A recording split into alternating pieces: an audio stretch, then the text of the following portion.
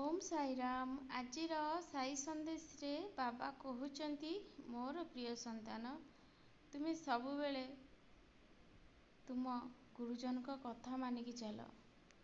केबे भी से गोटे कथा कहले तुम भल पाई जदि किसी कहउचंती ताहले तुमे तांकर कथा को अणदेखा करनी संतान।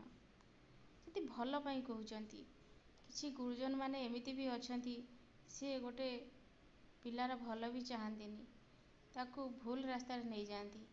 संतान तुम्हें तो सेतिकी जानी पारुछ ना तुम पाई कोउटा भूल आउ कोउटा ठीक। यदि से माने किसी तुम पाई भल चिंता करुछंती ताहाले तांको कथा को मानि नबाटा ही भल।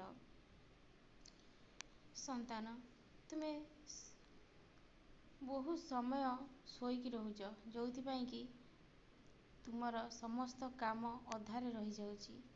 तुम्हें सकाळु चिंता करुछ मु उठिबी स्नान सारिकी ठाकुर पूजा करिबी तापरे मोर समस्त कार्य को मु शेष करिबी। किंतु संतान तुमर अलस्वामी पाई तुम्हें कौनसी कार्य हासिल करि पारुन।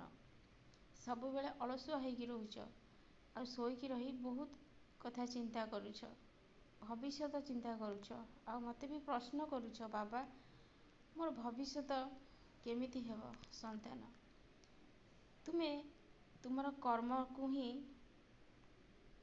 भाव तुमर भविष्यतर चिंता केमिति हेबो तुम्हें केमिति कर्म करुछ। संतान तुम्हें 24 घंटा रु 12 घंटा सोउछ आउ 12 घंटा रे तुम्हें कौन काम करुछ तुम निज को थरे पचारिकी देख।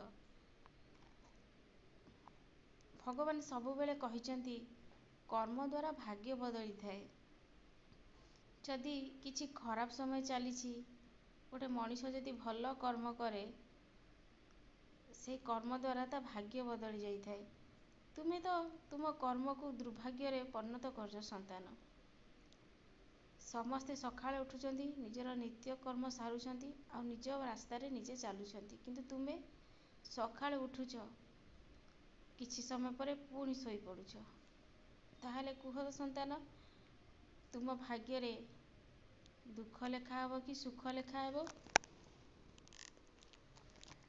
सबु तुम निज ऊपर निर्भर करे। संतान तुम्हें चाहिए तुम्हें उन्नति करि परिबो तुम्हें चाहिए तुम्हें पतन आड़ को भी जाई परिबो। एबे तुम्हें कुह मु किंतु तुम सांगे रे अछि। संतान मोर जो संतान भल कर्म करिवो अलसुआ न हेकि धर्म कार्य लिप्त रहिबो मते से न डाकू न डाकिले भी मु ता सांगरे चलिबी। सेथिलागि कहूची संतान एबे भी समय अछि निजको भल रास्ता को नहीं आस निजको बदली दियो। तुम्हें जो स्वप्न देखुच स्वप्न देखी डरी भी जाउछ। संतान तुम्हें ईश्वर ऊपर जदि भरोसा रखिथिबो ना से स्वप्न केबे तुमको डरेइबनी।